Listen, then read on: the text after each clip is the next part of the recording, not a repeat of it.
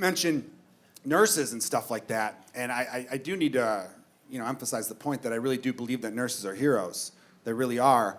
But I'll say this: a real hero, a true hero, would fuck her husband every day. And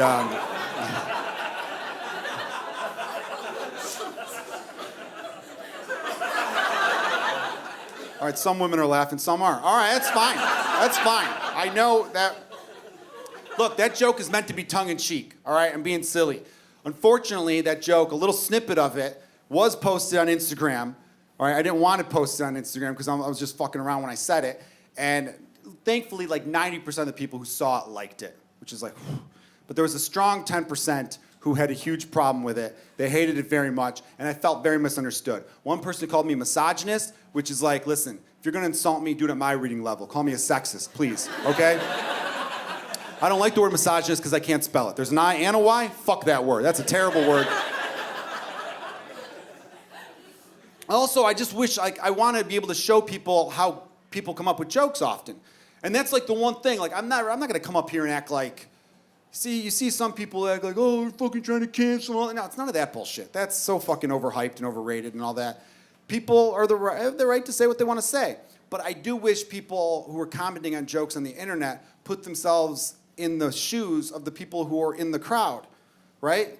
Like a lot of comedy clips get posted, they're filmed at 10 o'clock on a Saturday, and the people who are watching them are watching it at 9:34 on a Tuesday, drinking shitty coffee at the job they hate, right? Kind of ignoring the whole context. And there was more context to that joke, and I want to explain to you guys how I came up with that line, right? I could see on surface people being like, do you really think your wife should fuck you every day? Like, no, I'm not an animal, okay? But here's where comedy often comes from. I came up with that idea. My wife was a nurse, still is. She was working on the COVID floor when it first started. Her hospital was hit hard. She had come home from working her 5th straight 12-hour shift. So she'd worked 60 hours in the last 4 days, basically 5 days, and she was exhausted, right? She comes in and we're giving her a shoulder rub, Oh, by the way, stay-at-home dad, also a hero. And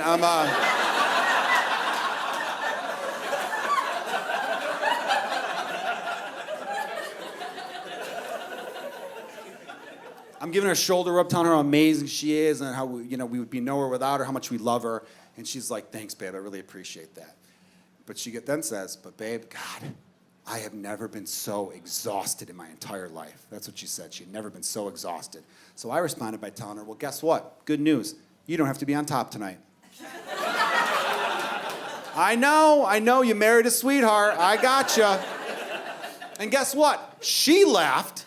Because number one, she knows who she married. And number two, she knows what I was doing. I was intentionally saying the worst thing you could say to a woman with swollen legs. I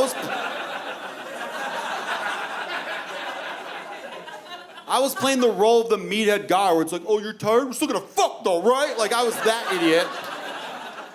That's what I was trying to do. So she also laughed because she knows what it was called. It's called an icebreaker. Do you guys remember those? Those were once a part of daily human interaction. When you'd intentionally say something a little offbeat to be like, you fucking know, right? We all laugh. Now you do stuff like that, and there are people like this nut job on the internet who said, I hope your wife takes the kids and leaves you.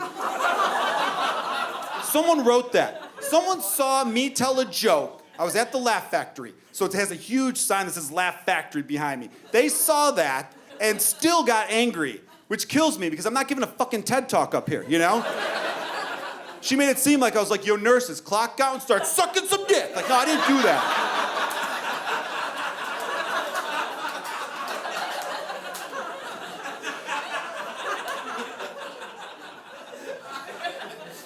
This person said, take the kids and leave you. I was like, what the fuck? And I know everyone always says, Joe, you have to ignore negative comments on the internet. You're not supposed to respond to that. But I'm like, they got personal. My kids, fuck this. I'm saying something. And right when I was about to hit reply, I noticed, nice little feature on Instagram. It said 12 replies underneath her reply. So I'm like, ooh, this could be good or bad for me, depending on what these 12 people think. These are like my 12 angry jurors. So I click, and thankfully all 12 people had my back, which was nice. And it wasn't just dudes, because that would have been like, guys, shut the fuck up. Stop commenting. Please stop commenting. You're making it worse. Go away. But it was men, women, and one non-binary, and they all had my back, and I had a coalition, and that felt good. But then I was reading their comments a little more in depth, and I'm like, they're not hitting her hard enough, you know? So I started DMing them, being like, hey, fucking say this next. I want you to tell her she can't dress, she's gonna die alone. Say that one. Yeah. Hey, you, buddy, I want you to just write nice eyebrows.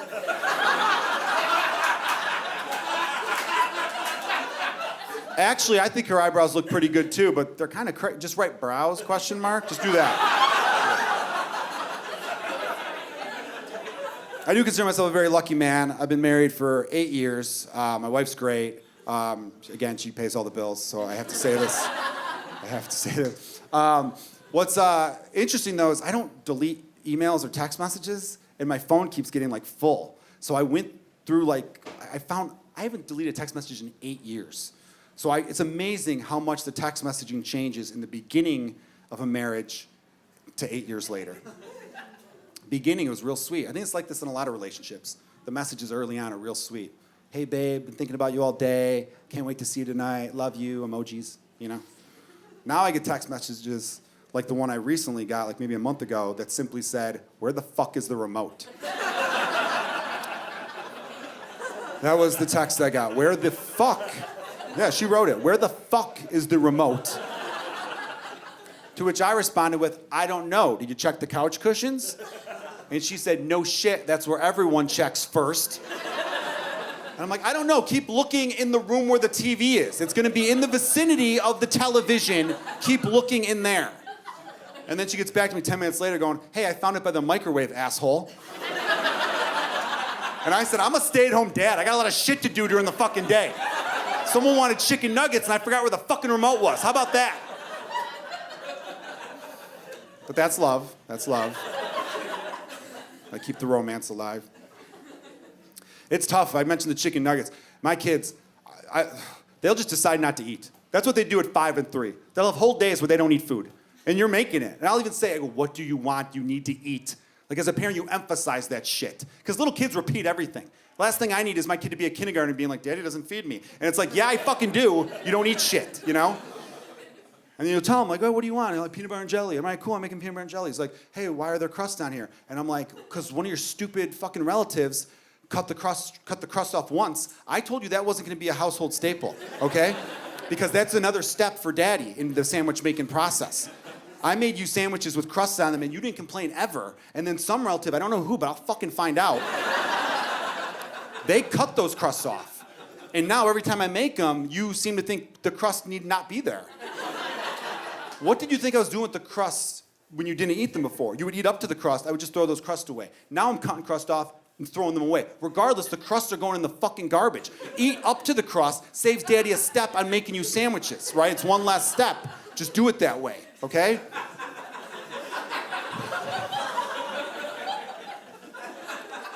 You guys should see me before therapy. I mean...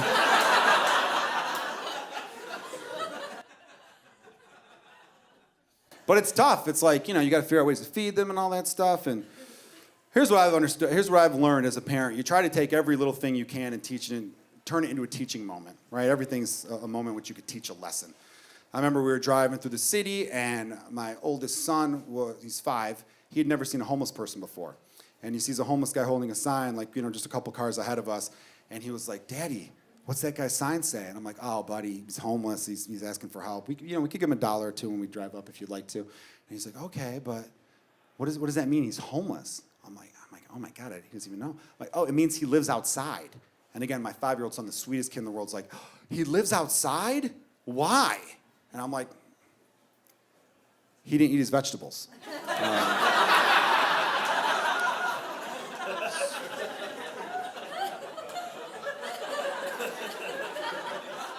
So it's something you might want to, Kid's been eating broccoli by the pound ever since, so hey.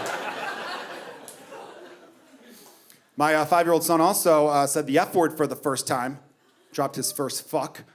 Someone asked me if it was the other F word. I'm like, I'm not raising 13-year-olds playing Xbox just yet. Would never let them say the other F word. What kind of house do you think I'm raising here? He said fuck, and here's the thing. I wasn't mad because he used it in the right context. The was correct. His aunt was clearing off the table, and she moved too fast, and the French fries went all over the floor, right? There was a lot of fries, and she went like this real quick, went off the plate, fries all over the floor. My 5-year-old son looks at the floor fries, looks at his aunt, and says, "What the fuck are you doing?"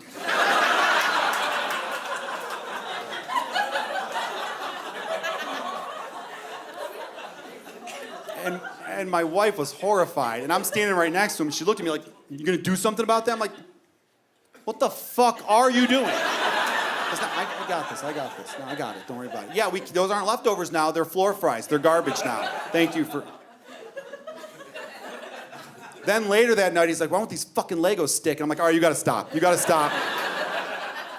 1 F word, kind of cute. 2, that's white trash. That's white trash. We gotta stop that right now.